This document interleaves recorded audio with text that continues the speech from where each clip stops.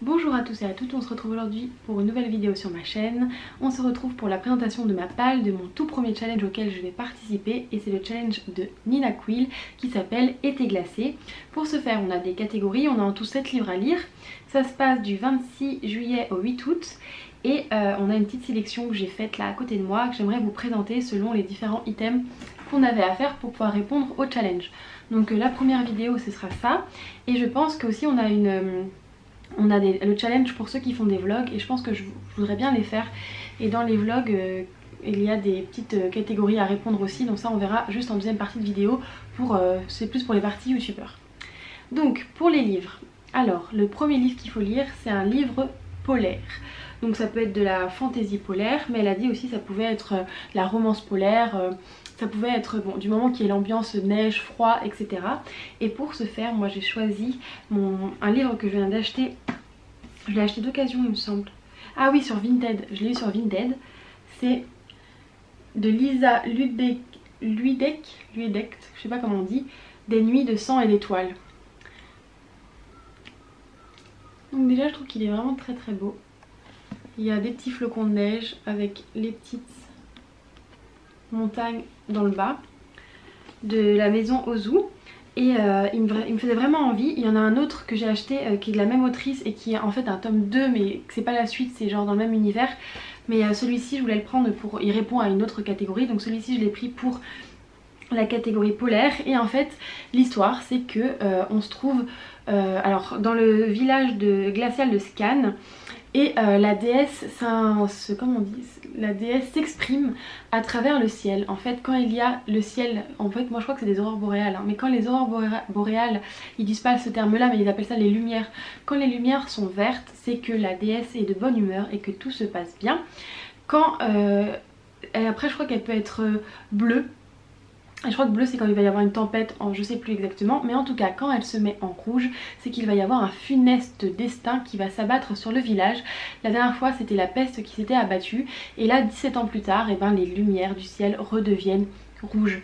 Donc on va suivre l'épopée d'une jeune fille qui, je crois, ne veut pas laisser ce destin là s'accomplir sans rien faire, et qui veut aller retrouver la déesse pour trouver une solution pour aider son village. Donc voilà, j'ai lu les 20 premières pages pour savoir vraiment dans quelle ambiance on se trouvait, et là effectivement on peut pas faire plus polaire. Elle est sur un bateau en pleine mer avec une grosse tempête de neige où ils voient plus leurs pieds, où ils ont les doigts qui gèlent complètement. On voit pas plus loin que leur bout de leur nez, donc ils voient plus leurs pieds, je sais pas pourquoi je dis ça. Et c'est vraiment une ambiance très très polaire, donc je pense qu'il répond parfaitement à la première catégorie du challenge. Donc ça sera ma première lecture. Ensuite il fallait un livre avec un animal sur la couverture, et alors ce qui est rigolo c'est que j'ai vraiment galéré à trouver. Je n'ai pas un livre, je crois que Nina Quill elle a plein de bitlit où il peut y avoir un animal dessus en fait, vous savez avec les métamorphes etc. Moi j'ai pas tout ça dans ma palle, j'ai pas beaucoup de livres de ce style là, donc j'ai vraiment galéré à en trouver. Et il y en avait c'était avec des dessins, mais c'était des petits oiseaux etc, et c'était plutôt la fille qui était mise en avant. Bref, tout ça pour vous dire que j'ai choisi un livre où il y a un animal qui se devine sur la couverture, et en plus que j'avais très très envie de lire, car après je dois le prêter à ma grand-mère parce qu'elle a voulu le lire. Donc je me suis dit c'est dans mes priorités de lecture. Donc je vous présente un livre qu'il n'y a plus à présenter, qui est Le Royaume assassiné de Alexandra Christo de chez De Saxus. Il y a un poulpe sur la couverture, mais déjà j'avais envie de lire ce livre. Et en plus, je suis désolée, mais un poulpe ou peut-être un gros kraken, je sais pas ce que ça va être, mais c'est un animal, donc je trouvais que ça répondait à cette catégorie. En plus, quand on regarde de près, c'est vraiment une photo quoi, c'est pas un dessin. On voit bien les tentacules. Oui, bah, vous l'avez peut-être déjà eu en main, mais en tout cas, c'est pas un dessin quoi, c'est vraiment une photo de tentacules. Donc c'est un animal, donc je trouve que ça répond. Donc encore une fois ça fait depuis mon anniversaire, donc le 28 avril, que j'ai ce livre dans ma palle, et depuis ce temps là je fuis les résumés et je fuis les avis déjà qui sont pas toujours bons. Ça j'ai compris, les avis sur ce livre ne sont pas toujours dithyrambiques, mais en plus de ça je trouve qu'il y a pas mal d'avis spoilants, parce que moi je veux vraiment rien savoir. Je sais juste que c'est une réécriture du conte de la sirène avec une sirène qui dévore le cœur des hommes. Mais sinon je trouve que dans les résumés ils vont vachement nous spoiler. Du coup j'ai pas trop envie de lire, et je pense qu'il est grand temps de faire mon propre avis, parce que j'ai vu tellement d'avis des uns et des autres que bah, moi j'aimerais bien avoir mon propre avis, et surtout pouvoir le prêter à ma grand-mère. Donc ce sera la deuxième lecture de ce challenge. Ensuite, il fallait un livre offert, un livre qui a été un cadeau. Donc ça, j'ai choisi de lire La fille qui dévorait les livres. Déjà, je trouve que la couverture elle est super jolie. Et il est pas très long, donc je pense que pour un challenge c'est pas mal de pas se prendre une grosse bricasse. C'est écrit assez gros. Ah, je l'ai eu sur Vinted aussi avec la même commande que de Nuit de sang et d'étoiles. On a un petit marque-page qui va avec, très bien. Donc en fait c'est l'histoire d'une jeune fille qui fait que lire des livres. On la retrouve toujours à la bibliothèque, elle dévore des livres. Et il y a un vieux monsieur qui veut écrire un roman. Un homme solitaire qui rêvait d'écrire le roman parfait. Donc je suis sûre que ça va être très émouvant et très touchant. Mais j'en sais pas plus, j'en ai jamais entendu parler. J'ai craqué sur le compte Vinted sur le compte Vinted de la personne. Je le trouvais joli.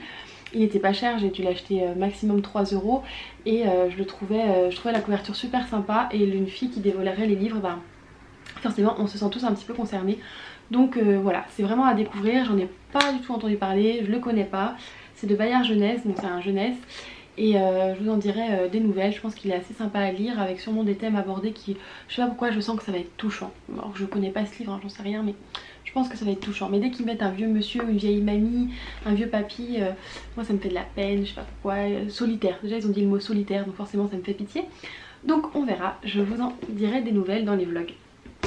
Ensuite je crois qu'il fallait un roman qui fasse noélique. Alors là j'ai pas grand chose, je dois vous l'avouer. Mais j'ai trouvé un qui va parfaitement bien, qui fait noélique grâce à la couverture. C'est surtout parce que ça se passe pendant les fêtes de fin d'année. Donc déjà la couverture complètement hivernale, plus ça se passe clairement à Noël et les fêtes de fin d'année. Bah ce livre, pour un livre noélique, répond parfaitement. Je n'ai pas de romance de Noël, j'ai rien. Tout ce qui était de Noël, je les ai déjà lus à Noël si je devais les lire. Donc là, c'est celui que j'avais offert à ma soeur. Donc j'ai été piocher dans sa bibliothèque et je me suis dit que ça pouvait... de toute façon je voulais le lire, donc ça pourrait être pas mal. Donc c'est l'histoire d'une grand-mère solitaire qui a dans les 80 ans, je crois qu'elle est riche, elle est dans un grand manoir. Et pendant les fêtes de fin d'année, on sonne à la porte et elle trouve un colis. Et sur ce colis, mystère, qui pourrait lui envoyer, personne ne lui parle, elle n'a pas trop de famille je crois. Et ben elle ouvre le colis et qui est très très lourd et elle trouve un boulet de canon. Et en fait là ça va refaire surgir des histoires du passé. Je crois qu'il y a une sorte de crime, d'enquête qu'on va devoir déterrer. On va déterrer le passé, fouiller dans le passé et ça va être une enquête je crois. Donc je trouvais qu'il répondait bien pour cette catégorie là. Donc je le mets dans ce challenge. Ensuite il fallait un livre bleu. Et là je vous en ai parlé tout à l'heure. C'est de Lisa le prénom que j'arrive pas à dire, le nom j'arrive pas à dire. Des jours de feu et de neige. Qui allait avec des... Elle a été écrite juste après La nuit de sang et d'étoiles. Moi au début je crois que c'était le tome 1 et le tome 2 quand je les ai commandés sur le même Vinted de la jeune fille. Et puis en fait je me suis rendu compte en lisant les couvertures qu'en fait c'était une autre histoire, mais dans le même... Je sais pas si ça se passe en même temps que cette histoire là, parce que les lumières deviennent rouges, ou si alors vraiment c'est deux histoires différentes. En tout cas c'est le même village mais pas la même histoire. Et les lumières deviennent rouges de la déesse aussi. C'est une jeune femme qui a perdu, qui arpente les forêts pas loin du village qu'on avait dit Skane, parce qu'à la mort de son grand amour, elle s'est complètement isolée. Je sens que je vais pleurer, c'est sûr que ça va être un truc qui va me faire pleurer. Donc à la mort de son grand amour, elle s'est isolée et la nature est sa seule alliée. Mais quand les lumières rouges apparaissent, et ben les anciens mettent le village en quarantaine et la terreur envahit son clan. Lorsqu'un homme est retrouvé mort, Jeanne et son ancienne amie Enja, accusées de sorcellerie, sont jugées coupables et condamnées. Elles doivent fuir. Voilà, je viens de me faire spoiler déjà, parce que j'aime bien me lancer dans une histoire où je connais rien. Mais j'ai lu et ça m'intéresse encore plus parce que j'ai vu sorcellerie et tout. Donc elles vont devoir sûrement survivre, et de ce que j'ai lu des nuits de sang et d'étoiles, bah ça a pas l'air facile de survivre là-bas alors qu'il y a de la neige comme pas possible et que c'est vraiment polaire quoi. Donc il aurait pu aussi aller dans la première catégorie de roman polaire, mais c'est un livre bleu que je trouve vraiment très beau. Pareil, il y a les petites montagnes de l'autre fois. Et ouais, je trouve qu'il me tentait vraiment ce livre dans une ambiance. Je trouve que c'est une ambiance parfaite pour ce challenge. Moi je trouve qu'il rentre très bien. Ces deux là, c'est ceux qui pour moi rentrent le mieux dans le challenge. Je sais pas pourquoi, parce qu'il y a une ambiance été glacée, vraiment été glacée. et très polaire qui me plaît beaucoup. Et là si c'est une histoire de grand amour, voilà, de reconstruction, de deuil, de fait de survivre avec son ami et de sorcellerie, je crois qu'ils ont, ce livre a tous les arguments pour me plaire. Donc ce sera ma lecture de ce challenge. Ensuite il fallait un livre blanc et là j'ai galéré parce que je n'ai pas de livre tout blanc. Donc c'est un livre que je vais probablement pas réussir à lire dans les 2 semaines, on va pas se mentir. Mais c'était mon livre blanc, j'aimerais pouvoir le commencer. Je compterai pas forcément le finir parce que vous allez voir c'est la grosse bricasse de Nevernight, n'oublie jamais. Mais déjà ce livre, il est pas que blanc, on est d'accord. Mais le dos il est pas mal blanc, faut pas mentir. Le dos il est pas mal blanc. Et sur la devant, bon il y a un gros truc noir là, mais le tour c'est blanc. Bon c'est le mieux que je pouvais faire dans ma bibliothèque. J'ai pas de livre tout blanc, je pense que personne n'en a. Si à part la littérature blanche, vous savez les livres où il y a juste le titre écrit dessus, j'aurais pu prendre ça. J'en ai en plus il me semble. En tout cas mon choix s'est porté sur Nevernight parce qu'encore une fois c'est un livre dont tout le monde a entendu parler, que tout le monde a lu et que tout le monde connaît. Il y a le tome 2 qui est sorti et moi je suis toujours à devoir lire le tome 1. Il me fait très envie. Donc j'avais envie de le mettre dans ce challenge. Et si je le lis pas dans les 2 semaines, en tout cas ça va être la continuité du challenge. Je le commencerai sûrement et je le continuerai dans les semaines qui suivent. Je pense qu'un gros livre comme ça normalement, en fait lui ça je l'aurais lu en 1 semaine. En général je mettrai 1 semaine à lire ce livre là, donc on va voir comment ça va se passer. Mais en tout cas il est dans ma palle. Et le dernier livre c'était quoi comme thème? Un livre de moins de 300 pages. Et vu que là on est pas mal sur des romans, ouais j'ai pas pris de graphique, de manga, rien. Là je voulais vider ma palle de romans. J'ai pris en tout cas une petite différence. C'est un livre de poésie, celui de Lily Reinhardt, La tête hors de l'eau. J'ai déjà commencé à le feuilleter. En plus il est super joli. J'ai déjà commencé à le feuilleter, les premières pages, et j'ai vraiment accroché avec la plume de Lily Reinhardt. Le fait qu'elle traite de l'anxiété, enfin sur ses réseaux sociaux etc, c'est ce qui m'a fait m'intéresser à cette actrice.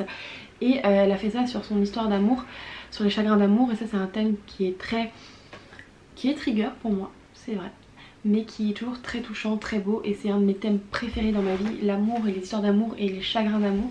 Alors déjà je me relate à fond là-dessus, et en plus de ça c'est toujours ça qui me touche et m'émeut.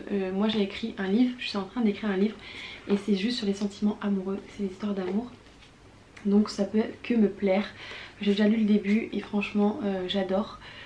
Après c'est très dommage de ne pas savoir lire anglais parce que là du coup en fait on lit une traduction de poème et je trouve ça un peu dommage. Je pense qu'on perd, pour moi on perd la fibre de ce qu'a voulu vraiment, l'essence de ce qu'a voulu nous dire l'autrice.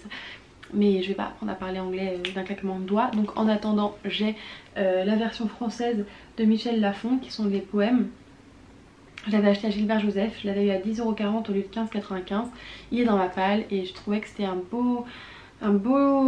une belle clôturation, ça dit, une belle façon de clôturer ce challenge en lisant un peu de poésie, pour mettre un peu de poésie dans son cœur et d'amour. Donc voilà, c'était le dernier livre de ce challenge. Donc vous voyez j'ai de quoi faire. Et en plus pour les youtubeurs, j'aimerais bien faire des vlogs, je sais pas si je les ferai 7 vlogs d'un coup, je sais pas si je le ferai tous les jours, en tout cas il y aura des vlogs. Et on a aussi dans ces vlogs des challenges à faire, et je vais vous le dire parce que c'est pas très long. Dans le premier vlog il faut boire un thé glacé. Dans le deuxième vlog il faut montrer nous montrer dans un endroit cocooning en train de lire. Lire dans un... Pourquoi j'arrive plus à parler? Lire dans un coin lecture cosy. Le troisième challenge dans ce vlog 3 c'est manger de la glace. Dans le vlog 4 c'est allumer une bougie. Dans le vlog 5 c'est être habillé en bleu. Là j'ai du bleu. Wow, elle avait bien dit Nina Quill que c'était un élément bleu, hein. On est total look bleu. Sauf que moi je pense que j'aimerais bien le faire à fond, donc être total look bleu. Mais on peut avoir que les ongles bleus, avoir un pantalon bleu par exemple, une pièce. Bref, le 6e jour c'est être habillé en blanc. Et le dernier jour c'est boire une boisson chaude. Alors moi on est à Paris, Nina Quill disait oui vous allez devoir faire un effort parce que vous allez avoir froid, avoir chaud etc. Vous allez avoir chaud, pas avoir froid, vous allez avoir super chaud parce qu'on transpire, il fait chaud, c'est l'été. Mais moi en fait il pleut à Paris, donc pour l'instant je me crois plutôt dans un joli mois de novembre plutôt que en juillet. Donc je pense que la boisson chaude sera très bien.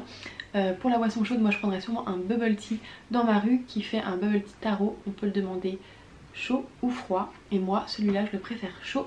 Donc je suis sûre que j'ai craqué sur un bubble tea le jour du challenge et que je filmerai ça.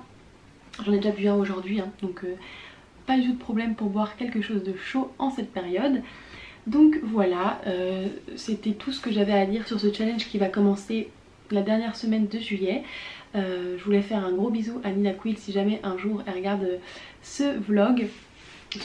cette vidéo, et la remercier d'avoir fait ce super challenge. N'hésitez pas à me dire en commentaire si vous allez faire le challenge de Nina Quill. Je vous mettrai sa vidéo en barre d'informations pour que vous puissiez voir sa vidéo de présentation où elle vous présentera son challenge bien mieux que moi. Moi je faisais juste la pile à lire et je présentais juste mes lectures de ce challenge. Donc voilà, j'espère que cette petite aventure va vous plaire. Je vous emmènerai avec moi dans ces très belles lectures qui m'attendent. Je vous fais de très gros bisous et je vous dis à bientôt sur ma chaîne.